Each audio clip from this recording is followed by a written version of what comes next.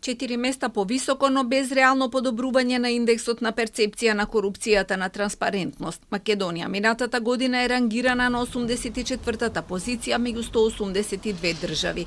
Со резултат од 40 поени од можни 100 е на исто рамниште со Бугарија и Унгарија, кои бележат пад во довербата на институциите. Со истиот број на поени се и Буркина Фасо, Куба, Танзанија и Гвајана. Од регионот сме пред Албанија, Србија и Босна и Херцеговина. Косово со 46 поени е подобро позиционирано, а пред нас и Црна Гора, Хрватска и Словенија.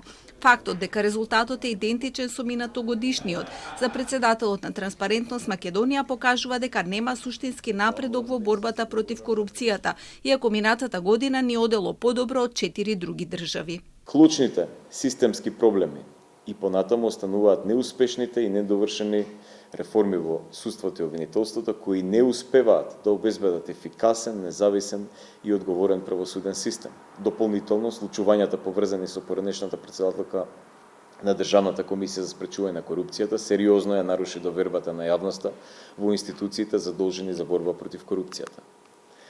Загрижува и нетранспарентниот процес на изготвување на измените на кривичниот законник, како и нивната содржина, која не само што не придонесе за зајакнување на антикорупцијската рамка, туку во одредени сегменти ослаби.